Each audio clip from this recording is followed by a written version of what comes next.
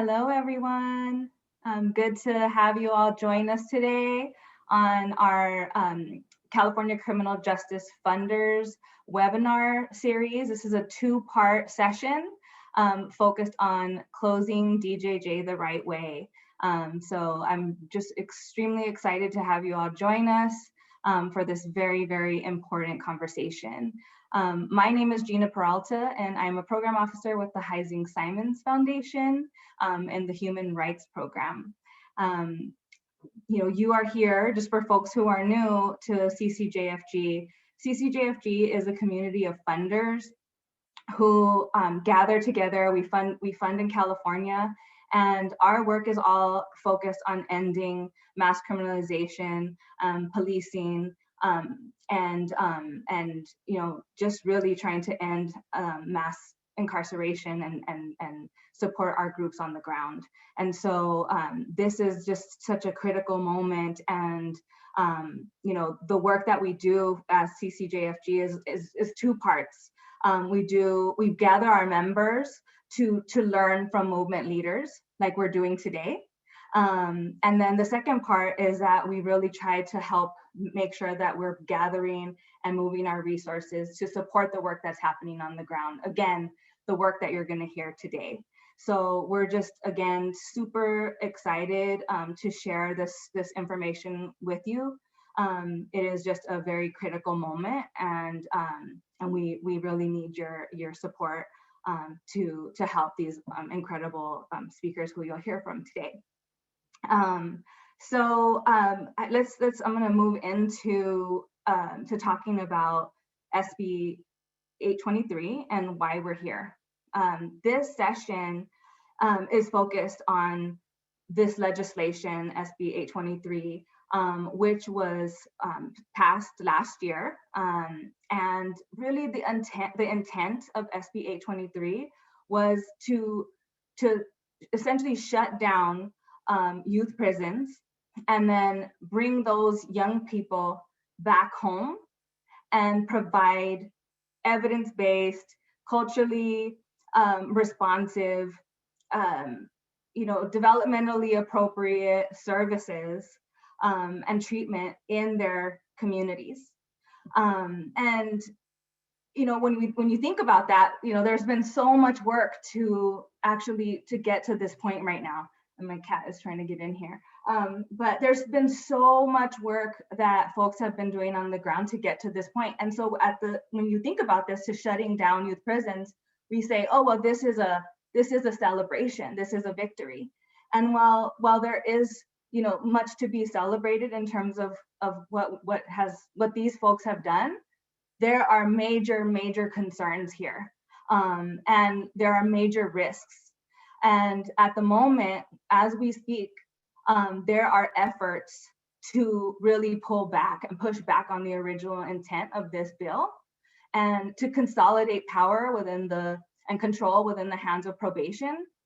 And the consequences are absolutely detrimental for so many young people, especially young people of color. And this could mean so many children languishing in secure detention, secure placements for long periods of time. And so this is really a critical moment. And so what we're going to do today, as I said, there's a two-part section. This section is going to be an overview, and we're going to hear from these amazing people who are on this call to talk about how we got here, just an overview of the bill and the opportunities and really the challenges that we're facing in this moment. And this is also a real opportunity to get your support for the work that's happening on the ground. So the second session will be focused on local implementation.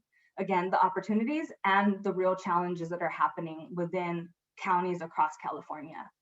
At this moment, I will pass it to our esteemed speakers. What we're gonna do is we're really seeking to have a conversation.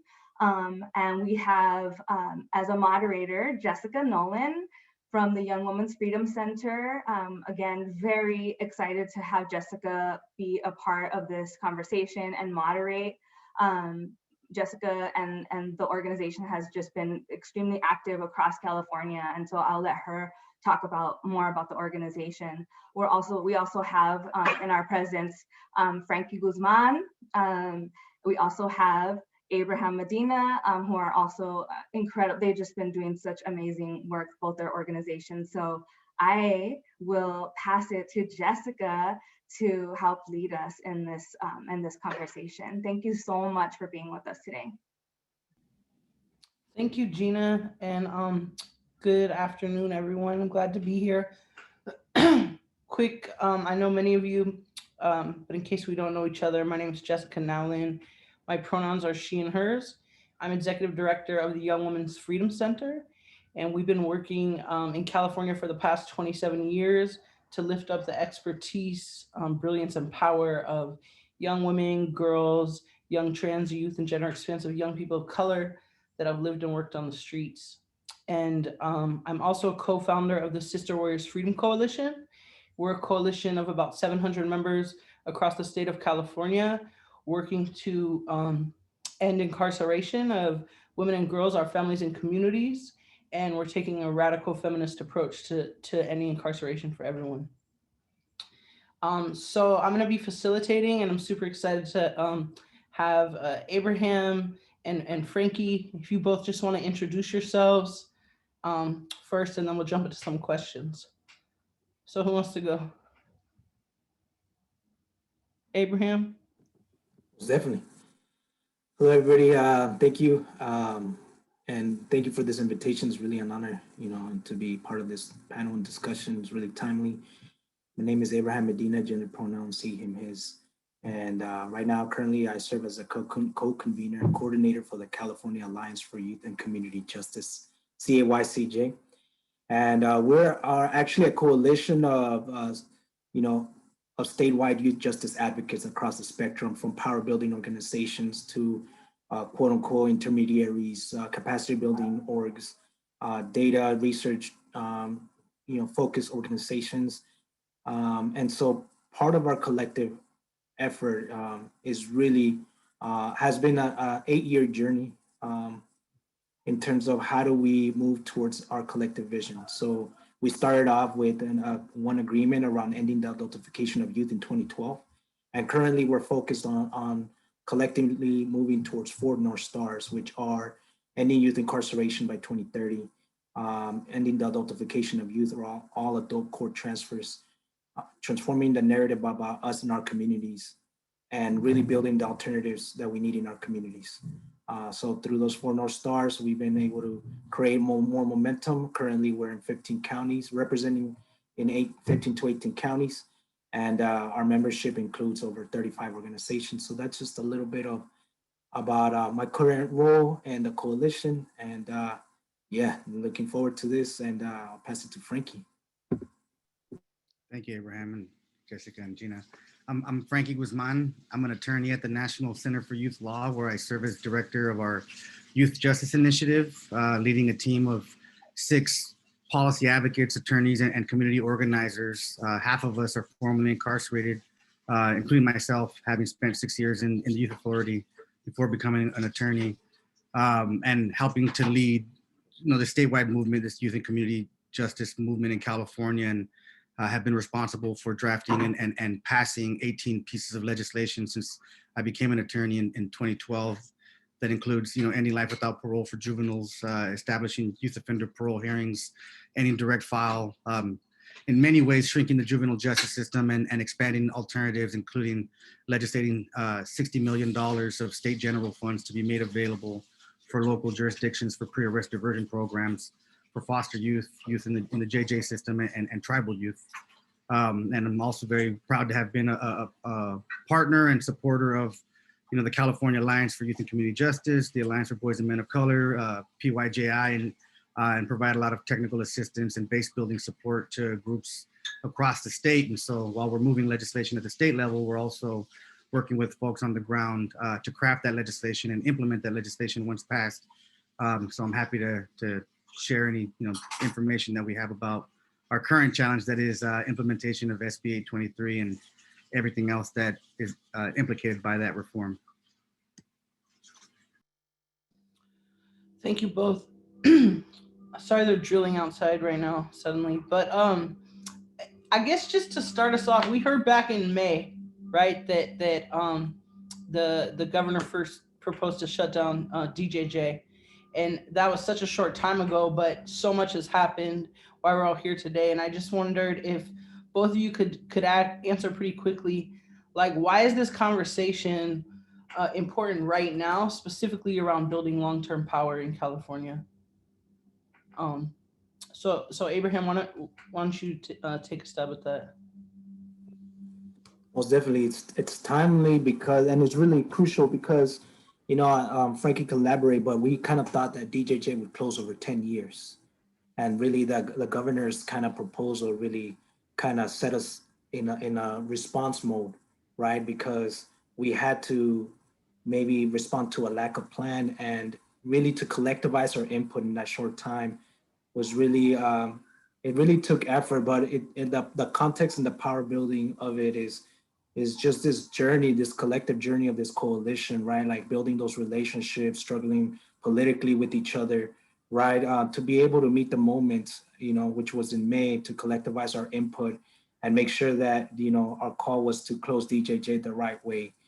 So I think that power building context is us being able to collectivize our input to meet this moment, to make sure that, the governor's initial proposal didn't move as it was, to just kind of, move young people into the custody of probation at the county level. And so our current moment right now, like the current opportunity right here, is also as, what does power building look like in the next 2 to 3 years, right? And how are we going to make sure that we're doing what we can to build the alternatives that are needed currently, to make sure that there's no net increase in incarceration or increases in adult court transfers.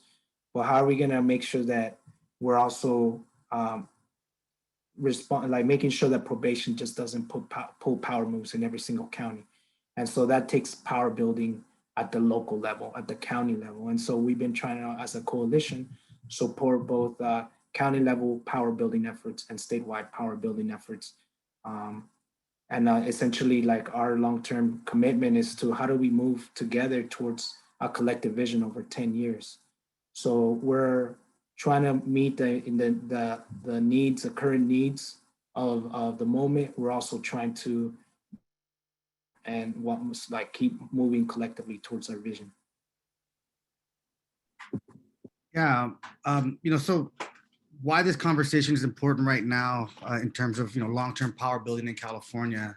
As I mentioned previously, I believe, at least from my experience, working in California and around the state, that California has experienced some of, if not the most progressive reforms in the last 8 years. And a lot of it is because of our ability to coalesce around a wide, broad coalition that includes directly impacted folks, advocates, policy research, funders, and the legislature, to move in unison, in a coordinated fashion.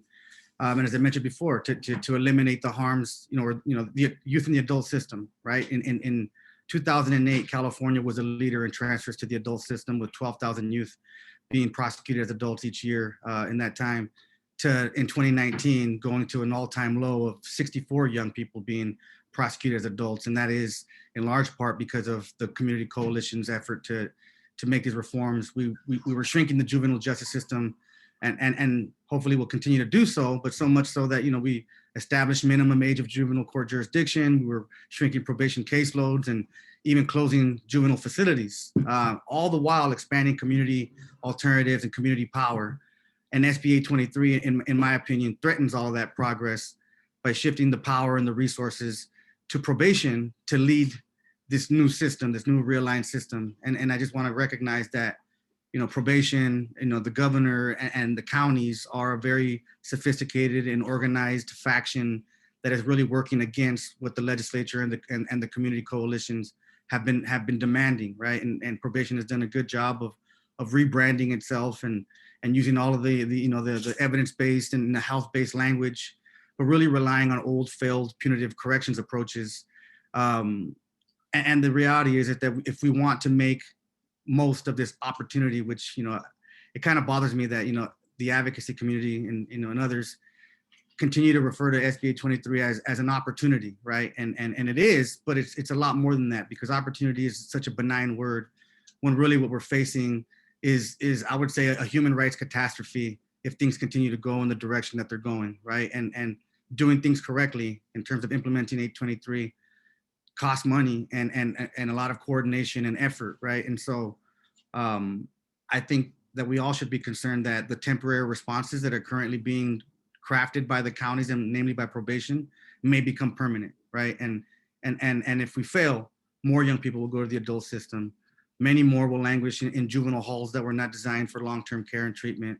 And all of the progress that we've made along shrinking the system and ending the adultification of young people and building community power will be washed away because of budget deficits, short-sightedness, and deference to probation leaders to move us into this new health-based, community-driven approach that was, I think spoken of in words only, but really hasn't realized yet through the implementation of 823. Thank you both. I was on a call on Saturday. It was a national call, and I just mentioned the closing of DJJ, and everybody started clapping, right? And so I think, Frankie, if you could tell us a little bit more, like, what do the funders need to know? What do people need to know on this call about the history of how we even got here today? Yeah, and I'll say, I get the same response. People clap, and I think that in concept, it's a good thing, right? We close youth prisons, but I want to make clear that this is not a win for the advocacy community, and this opportunity versus the reality. As I said, the potential for success and the potential for harm both exist. But the victory only prevail. Will only occur if our collective will prevails, right? And invest in education and health-based approaches. But DJJ isn't closing because we asked for it, right? The governor didn't do this because years of advocacy from various of our coalition members. It was because of a budget shortfall, and he I'm sure had a lot of political motivation, given the long history of DJJ being just terrible for kids, the union problems, and I think in 2020, seeing the opportunity to once and for all close DJJ, he seized the opportunity. But his proposal was to essentially give $220 million into perpetuity to probation, and wash allow the state to wash its hands of responsibility and care for these young people, right? And so to answer your question, like, what do funders need to know? Like, one, this is not the advocates' ask. We would have preferred to have an alternative in place before we close this youth prison system. We know that the potential for increased transfers to the adult system is very real, and we were already experiencing an increase in motions for transfer hearings across the state, and a lot of prosecutors reneging on deals that would have sent kids to DJJ, believing that DJJ will go away too soon. And I also want to point out, yes, DJJ was terrible, and I was there in the 90s and early 2000s when there was 11,000 young people in that system that was only designed to hold 6,000, and all the things that people said about it were true, if not worse, right? But I also want to recognize that the good folks at the prison law office, and the Farrell lawsuit did a lot to change the culture and the practices at DJJ. So much so that, again, in my opinion, DJJ offers much improved programs, better than 95% of probation departments around the state. So while I have to, admit that DJJ is bad because of its history that has in some ways changed and improved, and because these are remote prisons, in the Central Valley and in Ventura County, what we are defaulting to now, with its pending closure, is no better and probably a lot worse, right? Because it took 10 years to improve DJJ. How long will it take to improve 58 different, chiefdoms, I guess you can say, with these probation departments running programs that are, just wildly different from one another. And the things that we're afraid of or didn't like about DJJ, like prison-like settings, are the same, or if not worse, at the local level. These juvenile halls are old, they're old designs. They're not designed for long-term care of kids. And taking, for example, a kid who's 14 moving forward, who's accused of murder and kept in the juvenile system, that kid can spend 11 years in a juvenile hall because probation isn't developing any better alternatives. And so, this power, deferring to probation and giving them power and resources will result in long-term juvenile hall commitments being run by an entity that has no expertise and no track record dealing with these, high needs youth, just by the simple fact that most of the kids who needed intensive services, probation recommended go to DJJ or to the adult system. They never kept any of these kids locally. And so now we're as a state forcing them to take these kids, giving them money and allowing them to craft responses that are relying on corrections approaches to the exclusion of community and to the exclusion of evidence-based practices that are required by law, right? And so what do we need to do? We need to be organized. We need to build capacity. We need to enlist the support of the true experts that are education and health-based practitioners. And we need to build the capacity of service providers at the local level. And that, will take some time, but let's not claim victory just yet. George Bush style, putting out the mission accomplished banner when we still have a lot of work to do. And so I just want to drive the point home. What we're defaulting to is much worse than DJJ, and I know that firsthand. And so we shouldn't, allow the temporary response to become the long-term or permanent response. We need to help our board of supervisors and local leaders and state leaders understand the true impact and no longer defer to probation, but rather look at probation as just one of many actors or partners in a kind of a continuation of, or rather, just say a collective of contributors that is inclusive of community and health-based providers. Yeah, it looks like we're running a little bit behind. So we definitely want to talk about some of the challenges, but we thought it was and some of the powerful coalition and resistance that's happened along the way.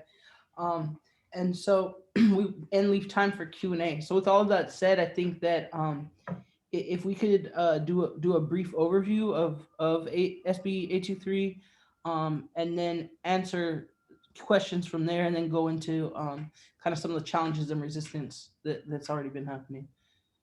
Sure. So, I'm sure many of you know, this was SB 823 was the final result of a lot of negotiation, and a number of us in the California Alliance worked on drafting the prior version of SB 823 in partnership with community folks and the legislature.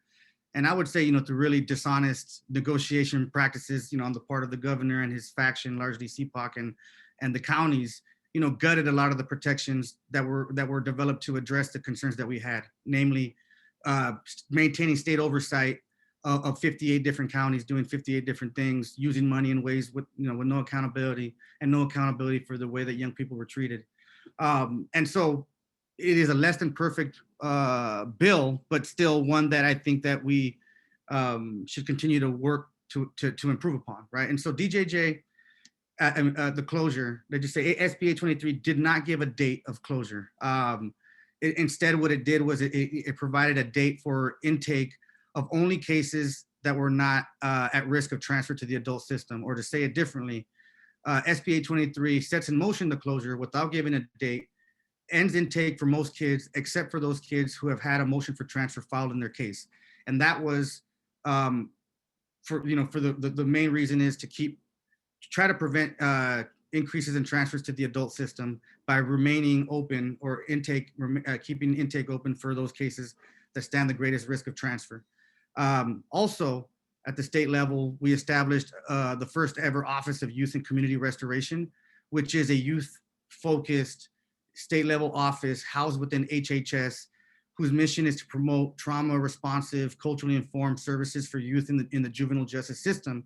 And the way that it does that is by providing oversight of SB 823 grant programs, collecting and reporting county level data through the state office, focused on research and best practices, and provided technical assistance to counties, not just in the rollout of SB 823, but also across the entire juvenile justice spectrum. So OYCR isn't its purview isn't just 823 implementation, but rather oversight of the entire juvenile justice system across the state.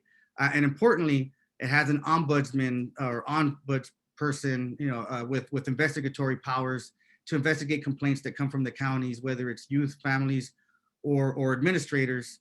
And then importantly, by 2025, all of the BSCC's juvenile funding programs would transition over to this OYCR, so that we could house as many of the juvenile justice functions in one oversight agency whose focus is health and development of young people at the state level, with enforcement and funding and best practices, and not another agency like currently that is really focused on corrections.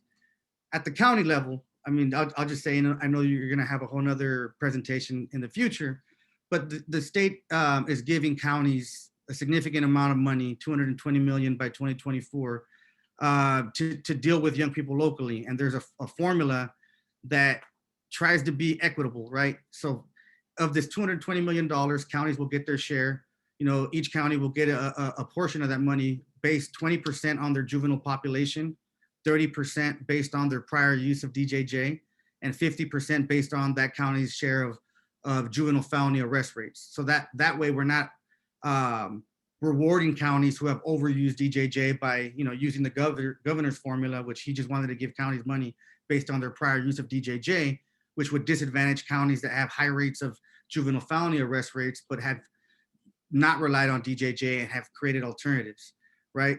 Also, this funding, as per the statute, is contingent upon counties developing a JJCC subcommittee with community members that are, and health-based professionals and court players, to develop plans that, again, that are culturally rooted, trauma-informed, evidence-based practices with community input. And that isn't happening, and we'll talk about that later.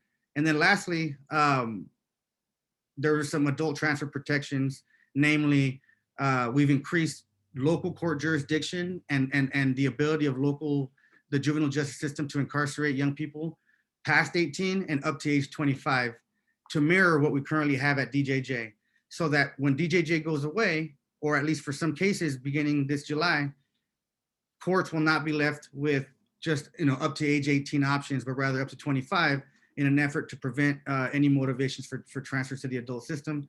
And as I mentioned before, we've extended intake beyond July 1st of this year for young people who are exposed to transfer hearings. And so in a nutshell, like, that is what 823 did. And I will say one last thing that was left undone was the SB 823 has intent language that requires the legislature to legislate what we are referring to as a secure track, which would replace present day authority of courts to commit kids to DJJ, who then does all these evaluations and treatment plans and case review hearings and parole. We want to be able to replicate that at the local level. But already we're having some serious challenges with the governor and probation and the counties seeking to really gut any guidelines, any accountability and structure that we've drafted in the intent language, in favor of giving probation a lot more free rein to develop or not develop responses consistent with 823. And so we hope to have that legislated soon, but that is a part of the overall challenge, is dealing with a governor and his folks that are really resistant to local accountability and moving towards a health-based framework for juvenile justice in California. Thank you. I think we're opening it up for questions right now.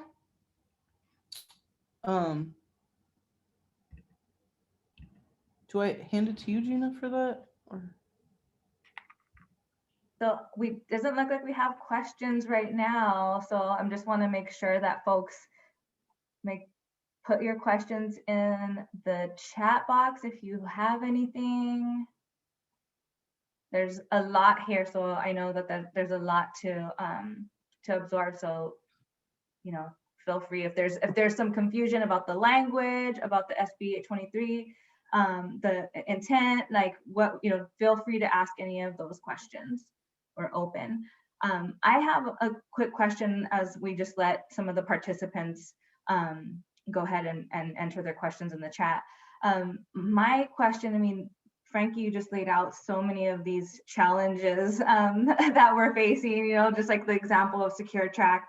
And I'm just like, my question would be for Abraham in terms of, and Frankie also feel free to chime in, but, can you talk about what the coalition building, like the organizing, like, and the advocacy work, like what it's going to take to overcome some of the challenges that Frankie just laid out? Like how are you approaching this when you think about community organizing, power building, coalition building statewide? Like how are you thinking about this?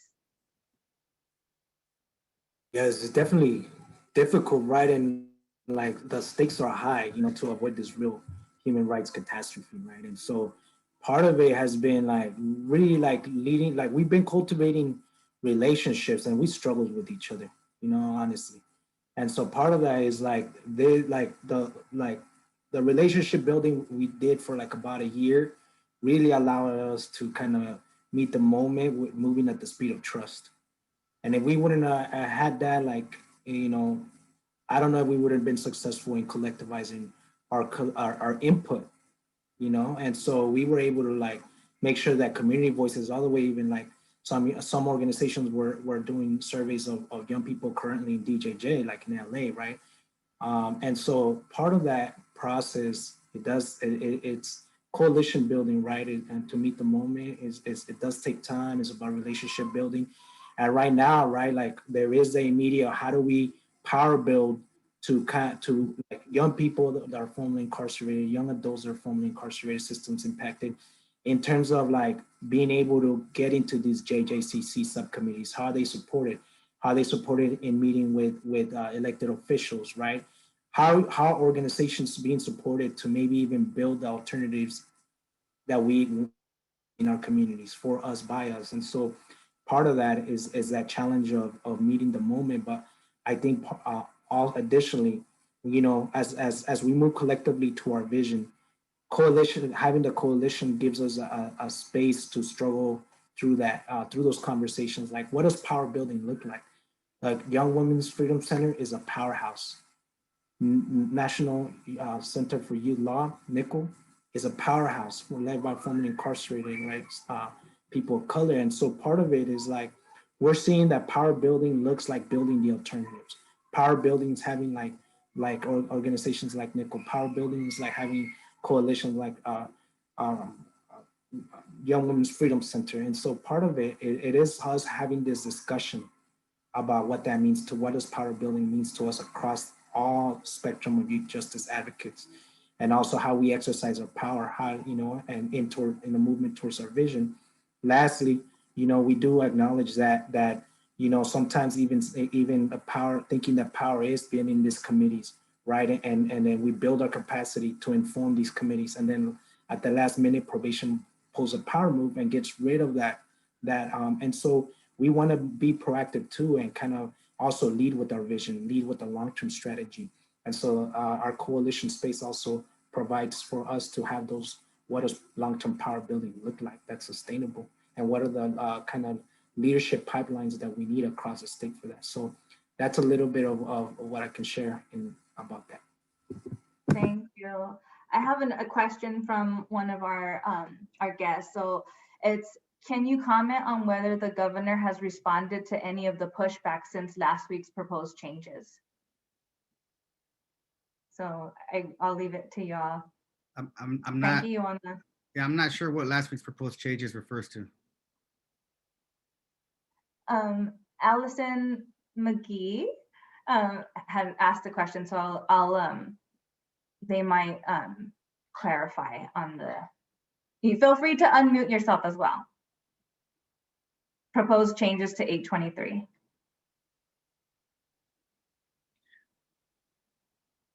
Gina, there's another question in the Q&A that I could probably take while we're getting clarification, which is asking about the secure track and the new challenges emerging. Can we share about what's happening there and how that fits in with the broader 823 implementation? So the secure track, I will say, is a lot more very technical, in the weeds, but essentially it's important because, think about a situation where SB 23 is combining a state system, which has been referred to as the deep end system or whatever, but it's DJJ who is empowered to keep kids till 25. And let's just say, well, first of all, the eligibility is you have to be, at a minimum, adjudicated guilty for a 707B offense or a serious and violent offense, right? But let's say each year there's about 5,000 adjudications of juveniles for 707B offenses, but only about 300 of them actually make it to DJJ. How do we make sure that now that the DJJ youth prison system is realigned to the counties and counties can keep kids to 25, that all 5,000 kids or some figure closer to that doesn't result, right? So right now we have 300 out of 5,000 going to DJJ. What will it be next year when the system is in it, in its own backyard? Each county is empowered to do what they want with no accountability, no guidelines, or no anything. The secure track seeks to do that, right? By basically legislating a lot of the stuff that I mentioned before, which is like the eligibility criteria, the baseline terms that a kid will spend. So for example, if right now a kid can be accused of robbery and spend, 11 years in juvenile hall, where at DJJ, they would get a hearing to be released within 18 months to two years.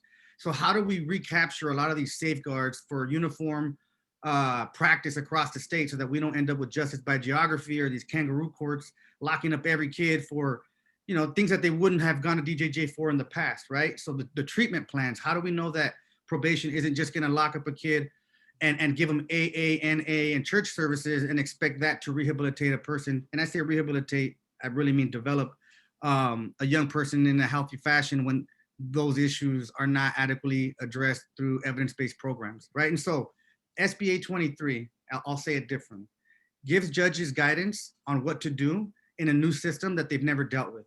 And it holds the local system accountable for ensuring that they're not overusing this new system, this new deep end, and keeping kids till 25, that the baseline terms are uniform across the county. So,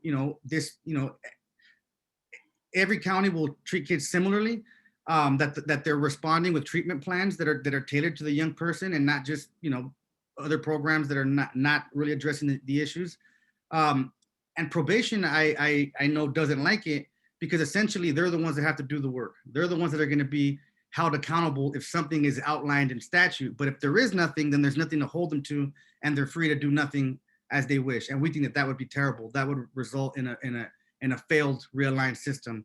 So we need to, at minimum, recapture what we've lost with DJJ going away and improve upon it to the degree that, we're not end widening, we're individually tailoring responses to treat young people according to their developmental needs, and that we have something to hold probation and the system accountable for if they don't do those things, and not just simply blame kids for not rehabilitating in an environment that isn't even set up to do that, right? So SBA 23 needs a secure track, or what we're describing as a secure track, to progress effectively and efficiently. Without it, disaster will ensue.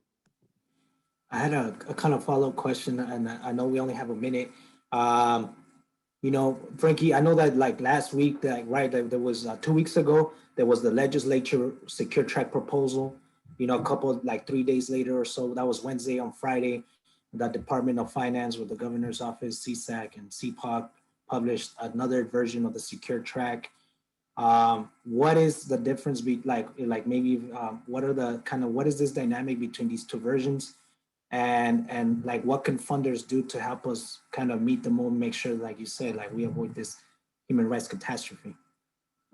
Yeah, one of the main things that I know that we've been fighting for is giving judges discretion to step down a response. Meaning, let's say right now a kid gets arrested, is put in a long-term juvenile hall commitment. Everyone agrees that's terrible. We're not coming up with any alternative placements anytime soon because of lack of local infrastructure. If a kid is doing well, let's say he has a 4-year commitment, 2 years in, doing well, a judge should have the authority to step that kid down and send him to some kind of residential treatment program, maybe a group home or some other, maybe send them home with RAP services in a way that is still counting towards their treatment, their 4-year program. Probation and the governor's office removed that. They don't want step down. I don't know why. Like, having more judicial discretion is a bad thing, especially when it can incentivize positive behavior and also mitigate the harm that comes with long-term incarceration in a juvenile hall, right? There's also, there's just a number of other things like the treatment plans. We are referring to, something that is individually tailored to meet the developmental needs of a young person, and probation doesn't really want to be held to that standard. They don't want to be told what to do and how to help a kid because according to them, they're the experts, when we all recognize they don't have a track record. We need to have things well thought out, and the court process is one way to do that, because at DJJ, they have a whole a team of doctors and therapists and other folks, educators, that put together a treatment plan, and the board holds them accountable to that. And if we don't have it at the local level, again, probation gets an out. And so a lot of what they did was basically take out the I would say strict requirements that are rooted in evidence base, and water things down to a degree where they have the discretion to do or not to do. And so you just see it in multiple places, and including removing judicial discretion to step down a response, as I mentioned before, which really shouldn't be controversial and shouldn't be in probation's authority to deny, or even the governor, right? This is something that the judicial branch should be able to do, but the executive branch feels like they know better. Thank you. What I'd like to do is us to, as a group, to kind of keep going with some of the challenges and also the risks that are coming up, and then be able to give some really concrete ways that attendees can actually take action. I know we've all been working around the clock on the ground to react to at the local level, statewide, to stay unified in our mission and to implement. And I think that we hold a lot of knowledge about how stuff is moving and the potential challenges that are immediate, long-term, as well as the risks. And I just want to say too, we really do need tangible support at this moment. And so we'll be excited to share some of those ideas and then have more time for question and answers. So if we can keep going with that, I wonder, Abraham, if you could just start with what are actually, some more of the challenges right now, and as well as risks that we're faced with. Yeah, challenges and risk as a coalition space, right? There's so much moving, as you mentioned, right? Like in terms of state level implementation, we have the secure track language, right? We have the cleanup bill to SB 823 also moving. We have the Office of Youth and Community Restoration moving. They, CHHS just proposed a budget for the office, and we're looking at it, and the budget is inadequate and the staffing is inadequate for the role and function of this new office that we envision and the other responsibilities we envision this office to have, right? And so that's also moving. We're also kind of seeing the counties, the BSEC did a survey, and counties are already kind of giving us a glimpse of their actual SB 23 implementation plan at a county by county regional level. So there are, as a coalition, right, our challenge is to move at the pace and speed of well-funded organized opposition that can leverage immediate power with a phone call, and so that's why we need y'all support.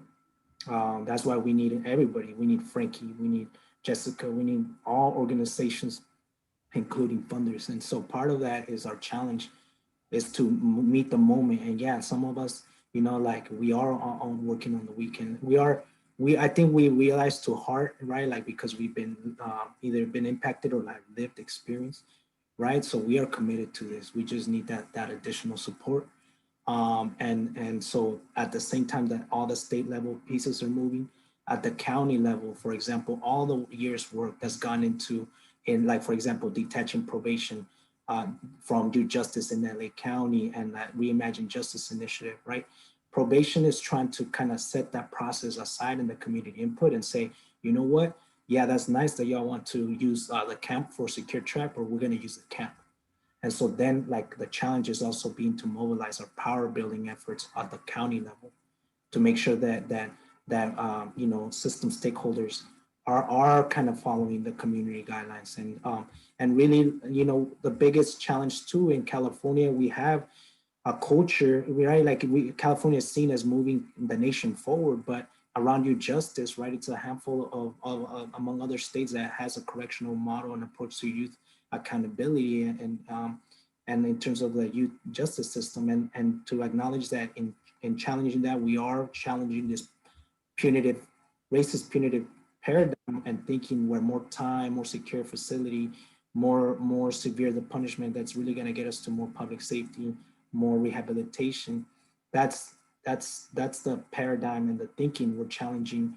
Like we're fighting every day at a very real way. Like every day people are court watching. Every day people are struggling against that paradigm when facing judges, when facing DAs, right? And so for us as a coalition, we're trying to hold all that and provide healing space for each other and provide a leadership space for each other.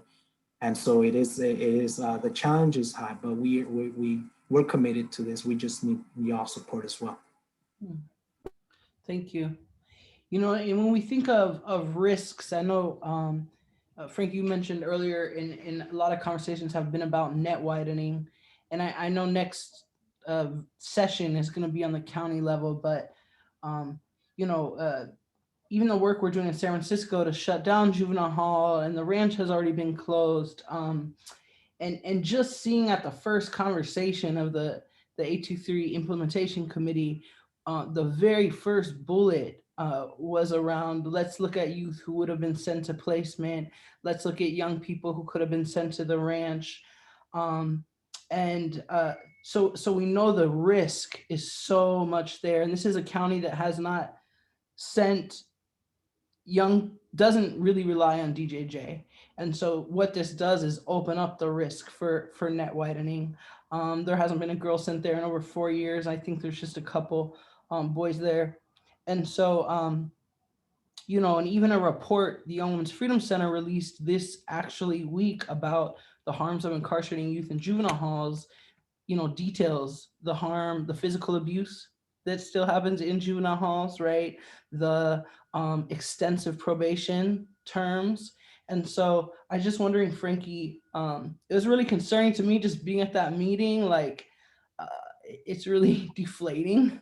And I'm just wondering if you could also talk about some of the other risks that we're up against and that you're seeing, as well as challenges. Yeah, well, I do think that the risks, I do expert witness testimony and transfer hearings. And one thing that I've learned is, one, oftentimes judges are they're not political actors, but they have I would say a low appreciation for the capacity of probation to really work with kids and turn them around. And if this becomes like the only game in town, I suspect that a lot of judges are going to, knowing firsthand, like not trust probation to deal with the kid with high needs, and are going to send them to the adult system because of this perception that, it's better to be safe than to be sorry, I guess, and send them to adult system where they will serve decades. And I often say for those kids that are lucky enough to not go to the adult system, they're going to languish in juvenile halls with no real opportunities to leave sooner or to have community engagement coming in and develop in a context-rich environment. It'll be a cell block, essentially a mini county jail, and that's no way to develop, the skills that kids need to survive and to thrive once released, right? But the other issue that I want to mention is oftentimes judges want to send kids to like a group home long term instead of DJJ, but those don't exist anymore because of CCR reform and these limits on the short-term residential treatment facilities, which has been terrible for kids in juvenile justice. And I'll say, like, I understand why in the child welfare context it's maybe a good idea, but in reality all it's done is created a high bar for these service providers to operate, and in turn has limited options that that could serve young people outside of a carceral setting. And it's been felt most acutely by the young people defenders and judges who want to do better.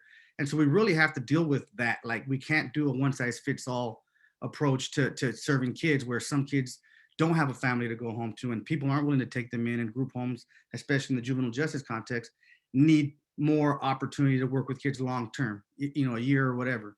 And the other thing is, we also don't have local expertise or a lot of capacity to serve like intensive behavioral health needs in the way that DJJ has built its capacity. So we really need to bring in service providers. And I've been in conversations with the California Association for Children and Family Services, and they are an association of providers. And, it's like, they need more resources to run programs, and some people might take a negative view and say, yeah, these are the people that just want money to warehouse kids. But really at this point, it's like, would you prefer they do that or probation do it with what probation has, which is juvenile halls? So what I'm describing is we need to do a better job at engaging service providers that are allies or can be allies in expanding community-based, trauma-informed and culturally rooted alternatives to juvenile hall, DJJ, and adult transfer in a way that we haven't.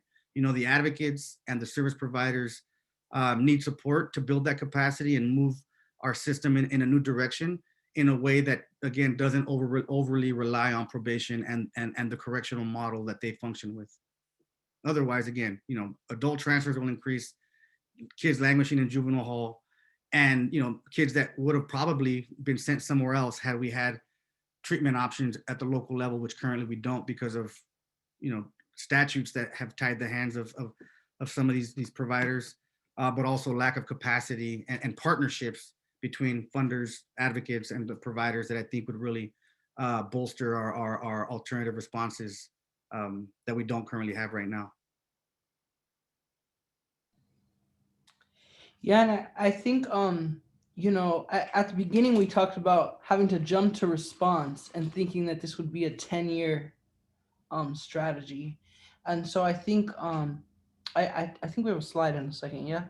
But, the groups on the ground, CAYCJ, Sister Warriors Freedom Coalition, and many others have developed long-term strategies to address the harm of incarcerating youth in DJJ and juvenile facilities and group homes, extensive probation, and and so we're both able to be responsive when needed, but the importance of having these long-term clear visions, using like multiple strategies is super important. And so we wanted to share with you what are our calls to action, and then open it up for more Q&A and dialogue. And so, Yeah, Abraham, yeah. thank you so much, Jessica. And I really appreciate this conversation, Frankie, Gina, everybody that helped this put together. And really, collectively, Jessica, Frankie, and I, man, we've been in constant dialogue, right, throughout these couple years, and even in throughout the last 8 years, probably in common struggle. And so we're just asking right now for the immediate, intermediate, and long-term needs from funders. Continuing this move from transactional relationships to more transformative partnerships is really key for us. We really appreciate it. And is really meaningful in very tangible ways, and we can discuss that. And number two, we continue like this week. If for those organizations that can, it's definitely helpful to leverage the power and support of community in the form of funders that have the power to meet with funders to do so. And I mean to meet with electeds to be able to do so. It really does help in these moments to partner and collaborate in that way. Number three, funding support for our 10-year Healing and Reimagine Justice Initiative. These efforts are already happening, and we do need that support for something that's kind of more long-term, more strategic, more intentional, more sustainable. And so we could begin in 15 counties. We're looking at about 215 million over 10 years, and we have some general areas that would be funded under this proposal. But we, at this moment, we just really want to encourage that, just all funders that are interested for further discussion. We're looking to follow up on this along and in partnership with CCJFG, and looking forward to coordinate that and make these conversations happen. Thank you, Abraham. And so yeah, like Abraham said, make those calls, use your relationships, right? Like we know this is about shifting structural power. Some of us on this call have more power than others in that way. And so while we keep building on the ground and strategizing, right now is a moment where that support means all the difference. And you can see in these bullets, right? Like we have strategies, but we're dealing with the state, right? And so we need them resourced to build the power. So yeah, and we just want to open it up for Q&A now and more of a conversation. I don't know if we're doing dialogue or just through the chat, but we'd really love to answer more questions from you all.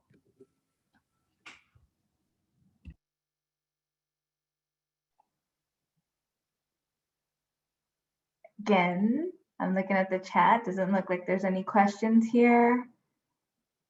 Don't be shy, folks. This is the opportunity to talk directly to the experts on the ground. So it looks like I might have one. Nope, I don't. So I'm just looking at the chat now. So yeah, so if you have questions, this is your opportunity.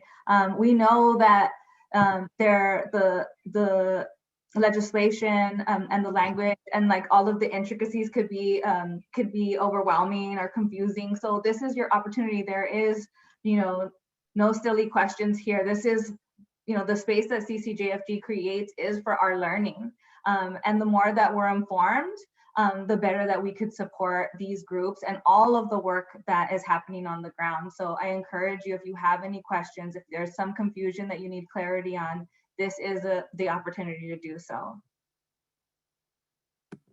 And then maybe I do have a question for funders that I cannot see what funders are here, but it would be helpful maybe just to, if there's any, I guess the question's like, if there's any funders that are interested to support us this week and leading up to kind of, leveraging that power that you as a foundation or somebody might have that could be leveraged if your org or your foundation can meet with elected officials.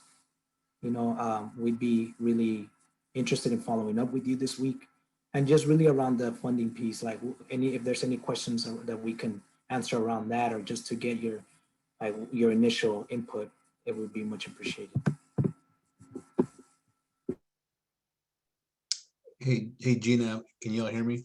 Yes, we can. All right, it's Sergio Cuellar with Sierra Health Foundation, managing the California Foundation for Boys and Men of Color. So thank you, Frankie and Abraham and Jessica, for the conversation. Really appreciate it.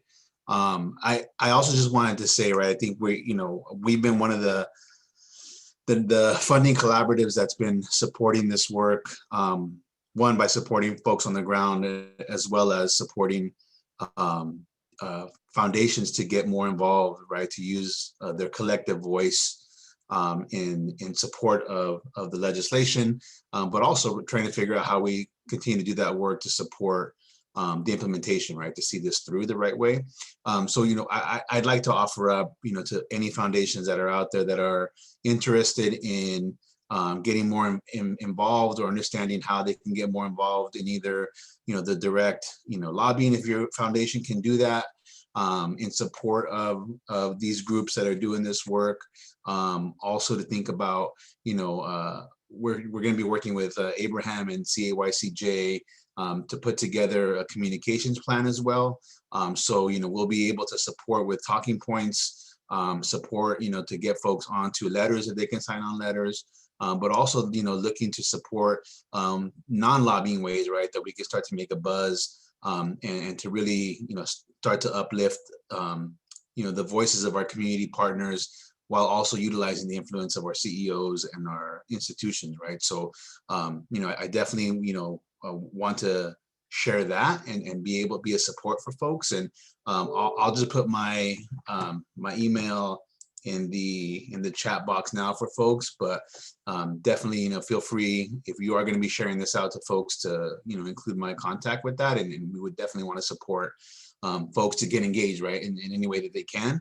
And then just want to say thanks, Abraham, for sharing that, that dollar amount, right? I think, part of what we're going to be doing with California Boys and Men of Color is trying to also coordinate with our own network to figure out, how we can start to kind of raise some of those funds and think about, that work as well. So we'll, definitely want to be supporting folks in that as well, connecting folks to that as well. So just wanted to offer that up and say, again, just thanks for all the work that our community partners have been doing. You all have been, definitely driving this work for many, many years. It's again, I liken this to the funding, the school funding formula, right? Where it feels like it's a good thing when we shifted, but the state has also kind of washed its hands away to say like, good, now we have this new formula that will allow districts to do it. Now they're doing the same thing here with the county, right? So we've seen this before from that organizing standpoint. And the hope is that we can actually, build the capacity and support community partners to actually be equipped, right? To have that fight and to continue to push for that. And really, again, hold folks accountable, right? To make sure that we're not just talking and talk to improve young people's lives, but that we're improving their lives and providing the opportunities that they deserve on that front of it anyway. So I'll stop there. Thank you, Sergio. Let me just look real quick. Okay, we have another question. Which groups are you working with in Sacramento area? Either one. If there's any groups in Sacramento that are working on this issue with you all. Yeah, mostly in terms of the coalition, the representation from Sacramento County includes ARC, and also Restoring Justice for Indigenous Peoples, which partners closely with, I believe, APTP in Sacramento. So we do have a line of communication in terms of the representation from Sacramento. So that's what I could share. Great. So that kind of leads me, because the question was focused on Sacramento, and I'm thinking we're talking about 58 counties here to implement SB 823. And so if you could either one or both of you talk about, I know the next session is going to be focused on implementation, and so we'll go deeper there, but if you can just kind of give us some highlights about what you're working on, like what the plan is in terms of, I mean, I know you don't have a plan for each county, but like how you're planning on thinking about the organizing across the state and the technical assistance provision that's needed to make sure that the local jurisdictions are ready. So either one of you, if you can speak to the local implementation. I can start. I think it's been a challenge, right? As Abraham mentioned earlier, there's about 15 to 18 counties represented in the alliance, and that's not every county that needs help. So for example, we know what counties are at the are inclined to send more kids to the adult system, or we're over reliant on DJJ. And so it stands to reason that those counties are the ones that we really have to like double down on advocacy, because without DJJ, they're probably going to send more kids to the adult system. The challenge is many of those counties, let's say there's 15 of them, we're only in about half of those. And so like as we were trying to organize in the Central Valley to address issues like in Tulare and Stanislaus and other places, we had to really leverage our relationships with folks in Fresno and San Joaquin to do a little bit of a stretch to reach other folks in the region. And so what I'm describing, or what I'm saying, is there's a serious challenge in these these kind of off the beaten path, away from LA or outside of LA and outside the Bay Area. There's tremendous need in the Central Valley, the Central Coast, the Inland Empire. Like we have folks in Riverside, very few in San Bernardino, right? Far north, Indian country is, it's a resource like wasteland, man. There's not a lot up there. And so whatever we can do to begin, resourcing advocates and begin developing coalitions with whoever's available, whether it's, faith, education, other service providers, to begin, one, I would say providing services that they need, but two, also connect with our statewide coalition so that we're able to share, kind of on a peer-to-peer framework. But I know that a lot of folks are really focused on Bay Area and LA, giving, which is fine. Like these are kind of the leaders in the field in terms of innovation. but we're only as strong as, you know, the slowest person in, you know, kind of in our collective, right? The 58 counties. So we really need to do a lot better to invest in these regions that don't have a lot in terms of positive programming and resources, but also are over reliant on all the worst of the system, which is adult transfer and youth prison. And I think I just want to add to that too, why part of our 10-year funding strategy, right, is like we need to shift how we're funding and deeply focus on long-term base building and power building so that we can have be mobilized across the state and move away from the campaign focus, right? It's the deep belief that if we invest in the communities deeply, we will build a power and strategy through the collective, through the CAYCJ, and through these coalitions to really be more proactively responsive. You know, and to that, I just want to say the type of investments matter. You know, I remember, you know, a few years ago, every foundation was on this, you know, the soapbox about we're funding formerly incarcerated people and all this. And I'm like, yeah, as a formerly incarcerated person, I understand and appreciate that. But do we understand what these folks on the ground need? Sometimes our folks on the ground don't know what they don't know. And so how can they communicate that to you? And as a person who has been helping to teach law and policy and all the things that education gave me to the folks on the ground, I recognize, you know, when we kind of get the deer in the headlights look from folks who maybe don't understand, you know, even with the PAYJI experience with working with Matt and Sergio, we have these convenings and we have, you know, TA, technical assistance providers, and a lot of the folks, if not most of the folks, didn't know what TA was or how to use us and, you know, what we were good for. And that's a problem, right? Because we need really sophisticated tools to deal with a very sophisticated opponent, you know, whether it's, you know, law, policy, communications, you know, strategy, like movement building that moves outside of our comfort zone to include people that we're not used to working with, like service providers and public administrators in the health and education fields. Like that requires a lot of support and technical assistance. So I would, you know, just encourage you all to think beyond the, you know, the talking points about, you know, funding formerly incarcerated leaders on the ground and think a little more creatively about how to support them, not just simply throwing money at them. Because, you know, I'll just say, you know, we need everybody at the table. We need a very, you know, a comprehensive approach to youth justice reform. And not everybody knows or realizes that they need this kind of help. But those of us that do, like those of us on this call, I think can speak to that. And I think that our alliance in the last year or two since Abraham and Israel have been leading has made a lot of progress, you know, by listening to people on the ground, not just the Bay Area and LA advocates, but folks in Riverside and San Diego and Orange and other places. And taking that to heart and providing more support where they are and not expecting them to do things that, you know, they really can't do, you know, and money isn't going to solve. Yeah, thank you. We have another question here. So if we are able to get the governor on the phone, what is the direct ask related to Secure Track? Revert back to the previous version with community input, work directly with advocates, community to revise? What would be your suggestion? Yes, you know, so the initial version that we drafted was you know, SB 823 before the governor's folks gutted it, had all of our community input from CAYCJ. We worked months on that thing, and it was something that the judges support, defenders and DA support. The only people that don't like it is probation, right? Because they're the ones that got to do the thing that we're, you know, asking or requiring with that.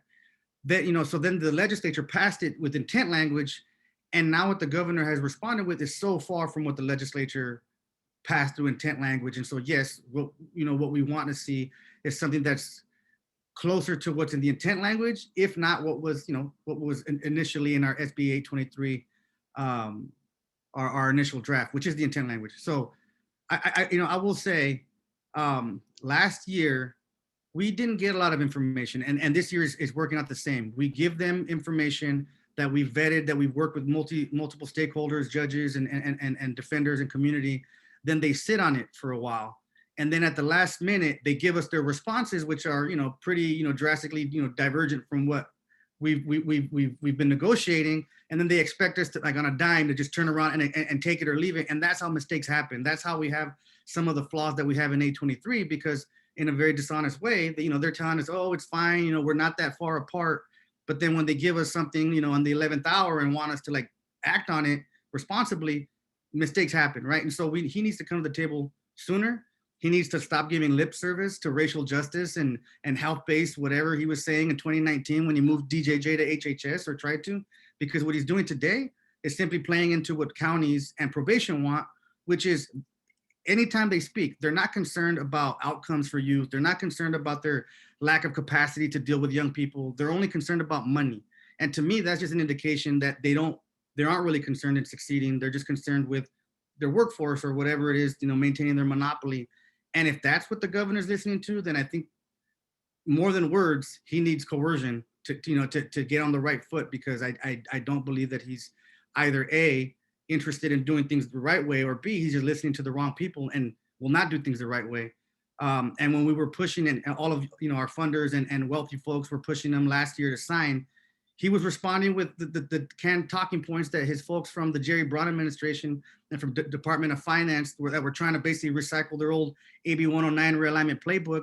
And it's disheartening. This person that we all think is he's looking at the White House and might make it there one day, but right now he's failing our young people, and he's failing on youth justice and criminal justice. He's not listening to the community. He's listening to the bureaucrats and the monopolizers on young people's pain.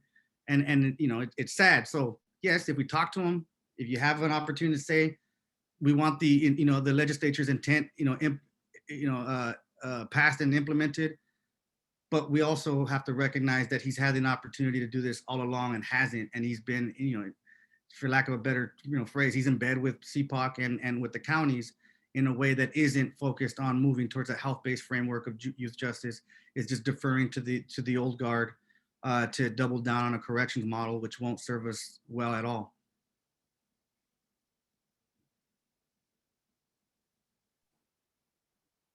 Anyone else? Abraham or Jessica? Not sure if you wanted to also answer that question. No pressure.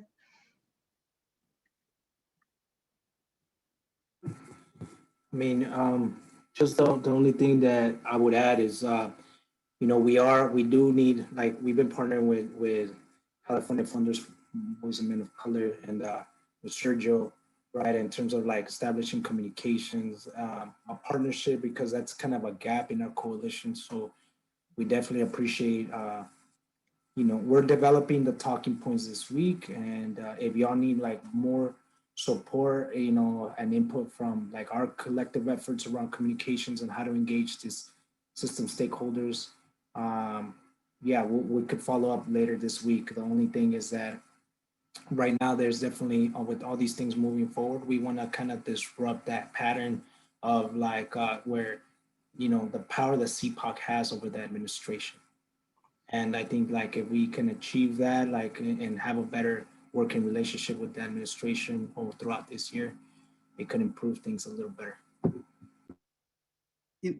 I'll say, I think the immediate things, definitely moving the governor to adopt the intent language as law, or as closely as possible for the secure track, because that will affect so much on the ground in terms of net widening and accountability for the way that young people are treated locally. But we also have a huge opportunity with this Office of Youth and Community Restoration, as Abraham mentioned earlier, in the governor's budget proposal. He's proposing $3 million for a state agency that is charged with providing TA support to 58 counties and ombudsman, like enforcement and accountability measures. Like Elizabeth Calvin said, like, yeah, that'd be good for a state agency if the state was Rhode Island, but not California, right? Like, and it's just disrespectful, because it's like one way that you ensure that the counties are not held accountable is by underfunding the entity that's supposed to do that. And so that's the direction that he's going with the budget. And if we can get, the right person to direct that with the right staff, an adequate staff throughout all of its functions, research, grants, and ombudsman functions, that would be powerful, because it would help move our juvenile justice system over the long term, right? But also at the local level, to the extent that folks have partnerships with board of supervisors, it's been my observation that most county board of supervisors don't know about juvenile justice, don't care, and are just deferring to probation and their probation. Even in Alameda, they're, Supervisor Valle, who's, he's leading the charge and has enlisted the support of Wendy Still, the outgoing probation chief. When we had our convening, all she was concerned about was the money. And I'm just like, that's pretty disappointing. We should be focused on, creative alternatives that we know work, that cost less money, and reduce probation stronghold. And so whatever we can do to help move and educate local board of supervisors to invest in other places that will bolster SB 823, because SB 823 funding is one amount of money or one pot, but there's also a bunch of other money that can be invested in education and diversion and in reentry and all these other things that are complementary to this new realignment regime. And if board of supervisors aren't educated on it, and maybe they just need to hear from other stakeholders that are willing and able to step up and do more for these kids, then we should do that. Because I think we've been trying to mobilize through the California Alliance for Youth and Community Justice, and we're a little outgunned just because there aren't enough folks on the ground who are connected enough to be able to pull in education and public health and behavioral health and service providers to help move board of supervisors and to make better investments locally and leverage other funding, whether it's federal, state, or local dollars, to blend that money with SB 823 to do so much more in ways that are more cost effective and are better for youth outcomes and public safety than the direction that we're currently going to, which is just more probation salaries. Thank you all. Again, I'm opening it up so that let us know if you have any additional questions for our esteemed speakers here. I'm thinking about something that I'm forgetting which one of y'all mentioned it, around the risk about direct files and or youth being directly filed into the adult court. And I'm just curious if you are hearing or if you know of local strategies that are being implemented to try to get in front of that. So because that's a huge risk, as y'all mentioned. So I'm just wondering if you can shed some light on that. Anyone? I could start off, and then Frankie and Jessica. So pretty much some of the strategies that we're looking at is like the secure track becomes really important, and it becomes a really complex situation, as Jessica mentioned, like in some counties that were closing down camps and juvenile halls. Now all of a sudden shifting from closing down camps and juvenile halls to we need something. If we don't have and mobilize to propose something, adult court transfers will increase, and so right now then camps and juvenile halls are becoming relevant again, in counties that are we're closing them down, in the process of closing them down. So then the decision-making process is, how do we create an authentic conversation in our community about all right, how are we gonna have this conversation? The camps are retrofitted or whatnot, they're better alternative than juvenile hall, right? So that's one thing. Those conversations are happening. So I would say getting involved in the secure track conversations at the state and local level. Also having these Reimagine justice conversations in the community, because these are tough dialogues to have. And then additionally, folks are kind of meeting with court watching and participatory defense, and so they're building partnerships with judges, they're building partnerships with DAs, with public defenders, and so we're trying to create a multi-pronged strategy to kind of mitigate adult court transfers. However, that's what I could share right now, but it's definitely difficult. Yeah, and working through the Alliance, we've also helped educate and mobilize a lot of our partners in counties. And so to date, a lot of our advocacy, our coalition has been successful in moving board of supervisors to have community-driven forums to educate system and community stakeholders. And so we've had one in Alameda, in Santa Cruz.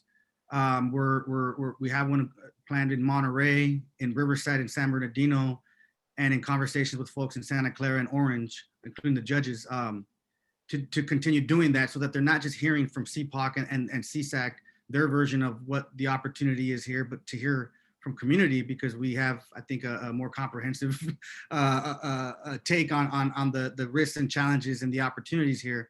And I just, I think that a lot of people have been fed bad information about what SB 823 is, that is a carryover from the campaign to defeat 823 before it was passed. And so, they need to hear from folks about, just, what's at stake, including, the transfers and being really regressive in terms of where we're going with juvenile justice in California, and solidifying, probation's monopoly on the youth justice system. And I would say, like the data, as Frankie, like, honestly, like I'm learning a lot from this process myself. But part of it, that the risk is like, say right now, we can point to the top 10 counties that are most at risk of increased adult court transfers.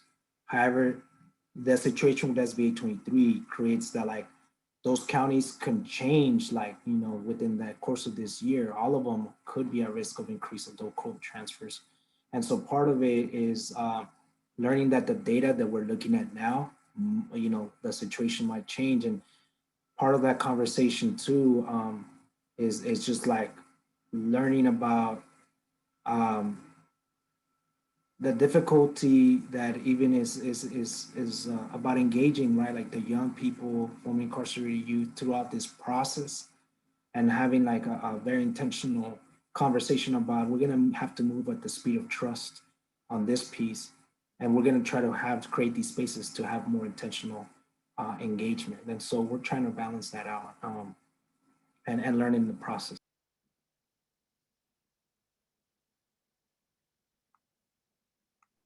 Great. Let me just check again to see if there's any questions. We have a quiet group today. It doesn't look like we have any other questions. Okay, so I think at this point, we just want to thank you so much for taking the time out of your busy schedules to come and speak to the funders that are on this call. The CCJFG, as I mentioned earlier, we're, this space is about learning about the issues, and very much about supporting the work on the ground and being led by the work that you all are doing, whether that is through, financial support, or through like some of the ways that you mentioned earlier around being in contact with electeds where we can. So that's what we want to do. So it's just very important. I want to just make sure that we say that we're here and we see you, we acknowledge the work that you're doing, and we want to be in alignment with the work that you're doing. And so that's why we created this space. So I really thank you for all the work that you're doing. I know that the work is happening on the weekends, and so I can't thank you more. I also, before we close, I know we have just a few minutes. I want to, give you just, a couple minutes of what are some of the last comments that you might want to say to the funders on the call. We have 27 folks that are on this call right now. What are some of the last points that you would want to make to them? Abraham, I'll kick it to you. Yeah, we really do need a 10-year initiative around healing and reimagining justice. And we really need to, oftentimes, definitely it is challenging as a coalition process holder, right? Like, at the city level, at the county level, at the statewide level, like, any of you that have had that coalition building experience know how difficult it is, right? And oftentimes, like, the challenge is for us to figure out how to organize ourselves and engage these systems and these contexts and with the lived experience and everything that comes with that, right? And so I think that challenge has I think if we can,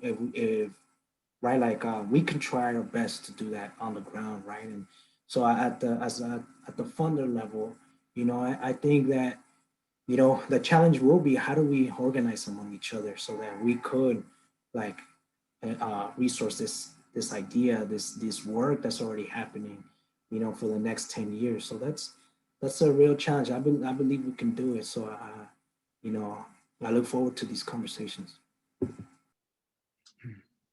Yeah, I'll just say, I just want to recognize that, usually, in economic downturns, the first thing to get cut is all the things that are probably the most helpful, like education and, social services and the safety nets. And I think that, this the situation that we have in California is no different, right? But the truth is, as we started this conversation, we are leading the change nationally, and people are looking to us, and we are reemerging as a leader in progressive youth justice reform.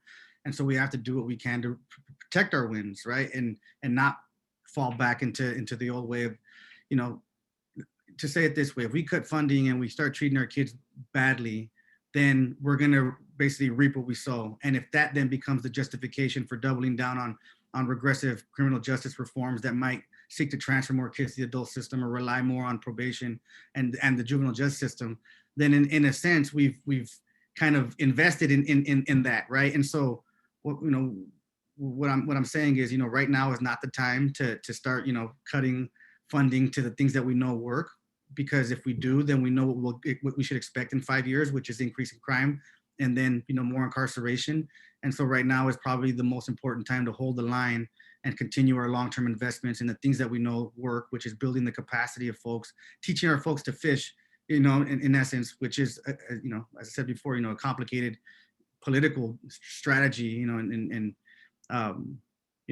anything that we can do as advocates and folks on the ground or state level advocates, do reach out to us, because, we'd love to be thought partners with you all as well.